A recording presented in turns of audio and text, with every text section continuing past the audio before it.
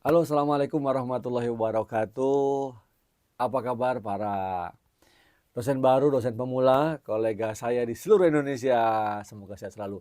Nah, saat ini saya akan membahas tentang bagaimana mengajar ya pertama kali bagi dosen baru atau dosen pemula. Senang sekali, terima kasih banyak ke para kolega yang sudah memberikan komentar, pertanyaan, dan testimoninya ya terhadap informasi-informasi yang saya bagikan di channel ini.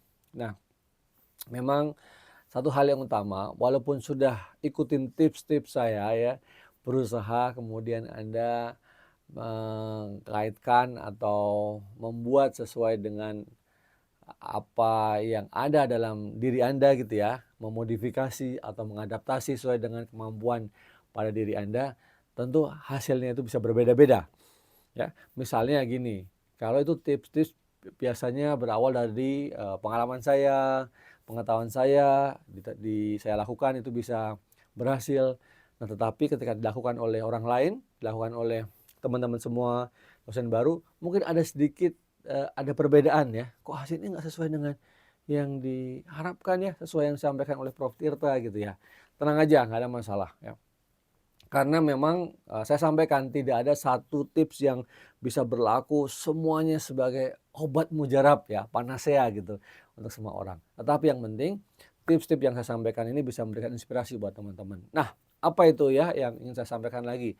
Kita ulas-ulas lagi, saya ingatkan lagi kepada teman-teman semuanya, para dosen pemula, bahwa selalu ada satu hal pertama kali ya dalam setiap hal ada di dunia ini.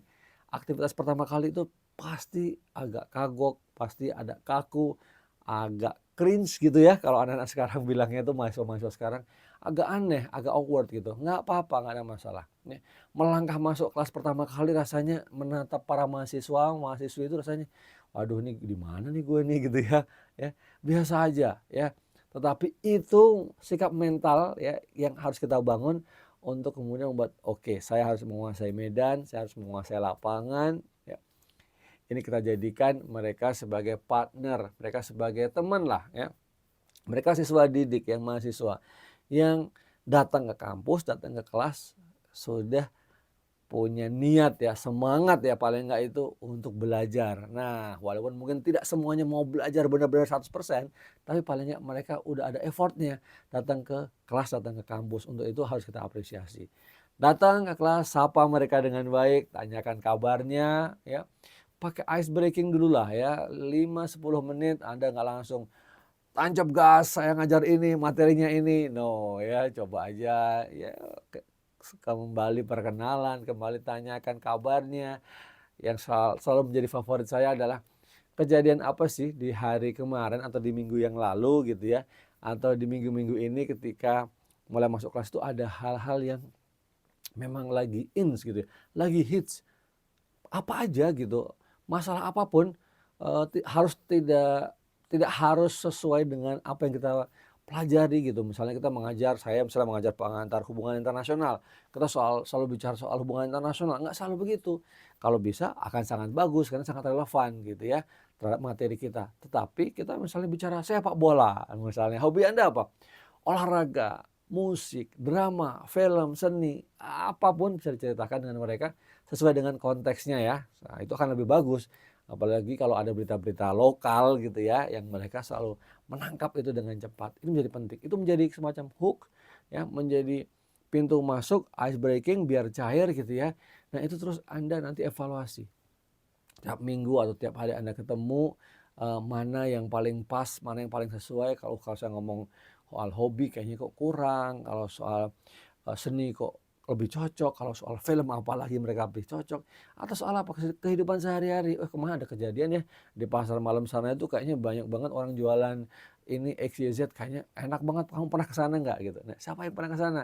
Atau, kemarin kita ketemu di pasar malam tuh, ya kira-kira kayak gitu ya. Hal yang sederhana sesuaikan dengan, eee, konteks kita. Nah, ini akan menjadikan ada engagement, ya. Pertama kita dengan mahasiswa ada engagement, ada satu frekuensi yang sama. Nah, ini yang harus ditemukan dulu gitu ya. Ini satu hal yang penting, kemudian seperti Anda memenangkan hati mereka. Nah, tinggalkan jauh-jauh yang pendekatan, power relations ya, "Oh saya dosen loh." ya. Saya guru, saya hebat loh, kamu nggak ngerti apa-apa loh, saya udah lahir duluan loh, ya saya udah kuliah duluan loh, saya udah S2 loh, saya udah S3 loh, apalagi saya udah profesor loh, gitu ya. Itu nggak bakal dibeli sama mereka gitu ya. Udah berubah ya Mas, anak-anak sekarang udah berubah, kita harus bisa menyesuaikan juga. Nah mungkin kalau dosen baru, dosen pemula, itu mungkin usia gap-nya dengan mahasiswa juga nggak terlalu jauh, ya ya pasti ada gap-nya ya, tapi nggak akan terlalu jauh, nggak seperti misalnya, dosen-dosen senior yang mungkin lebih sulit untuk adaptasi ya. Tetapi kalau dosen senior udah punya pengalaman, dia udah punya tips, triknya, kalau jadi mau ice breaking-nya seperti apa udah ngerti gitu, udah ngajar puluhan tahun, mereka udah aman lah. Nah ini ya, buat teman-teman ciptakan sekali lagi engagement awal ya, sapa mereka, jadikan mereka partner, teman, sehingga suasana belajar mengajar itu udah di-set frekuensinya sama dan nggak ada barrier. Ingat kata kuncinya, nggak ada barrier, karena kalau ada barrier, ilmu itu ya, itu message yang mau disampaikan nggak bakal masuk gitu guys.